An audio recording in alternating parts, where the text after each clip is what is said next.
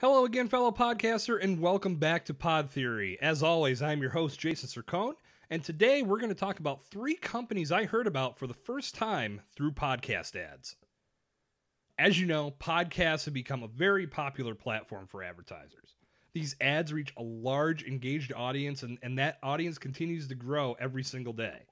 And as I shared on episode 41 of Pod Theory, 75% of podcast listeners not only pay attention to podcast ads, they also follow specific calls to action after hearing them.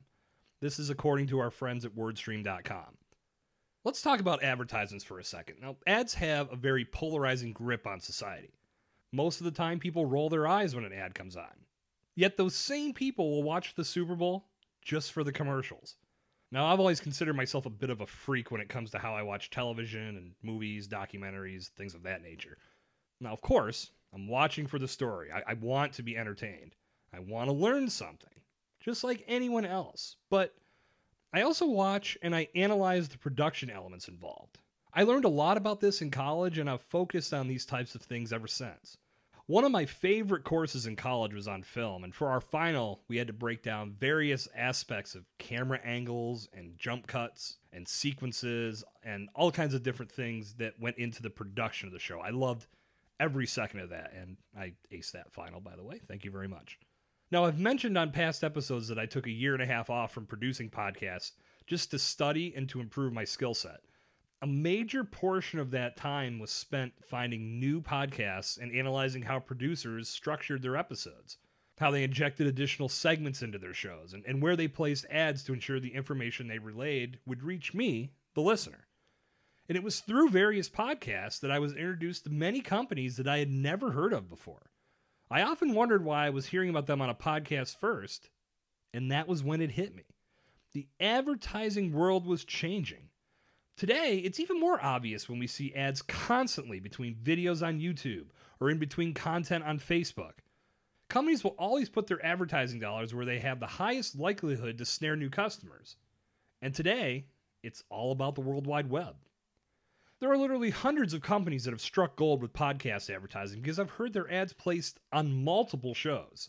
Now, I don't want to go into full live read mode as I talk about this, but here are 3 companies that I heard about through podcasts for the very first time and are doing a tremendous job using this space to advertise their brand.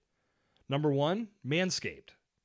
Manscaped provides products for manscaping, razors, lotions, etc. These guys have produced some hilarious ads on multiple platforms over the years, and podcasts have been a major contributor to their success. Chances are, if you listen to podcasts, you've heard a Manscaped ad too. Number 2, Magic Spoon. This one jumped out at me because I'm a cereal nut. Have been since I was a little kid, and at the tender age of 40, I still can't get away from the stuff I used to eat in front of the television watching cartoons on Saturday morning. The good thing about Magic Spoon is they provide a healthy alternative to the cereals that we all loved as kids. Same great taste, but no sugar, no additives. Very good stuff. If you're like me and you can't put the spoon down, go check out Magic Spoon today. And number 3, Athletic Greens. Now, this is a nutritional supplement and replacement for juicing that focuses on different aspects that define your health. Instead of having to prepare all of the ingredients to go into a juice or a smoothie, Athletic Greens mixes with water and gives you all the vitamins and minerals you need without all of the mess. It's a great product, and again, I heard about them on a podcast before anywhere else. To wrap up, I want to talk about another big advertiser on podcasts that you've probably heard of, and that's Omaha Steaks. Now, I'd heard about Omaha Steaks before hearing their ad on a podcast, but a couple years back, my sister and I went in on a Father's Day deal for our dad, and he got a big cooler of steaks delivered right to his door. I heard about this great Father's Day promotion that was being run, and I heard it on my favorite podcast. So we took advantage of that. We made an order, we had it sent to our dad, and we were heroes. It was great. He had steaks for a while. Father's Day shopping that year could not have been any easier. So as the podcast platform continues to grow, advertising is going to continue to grow right along with it.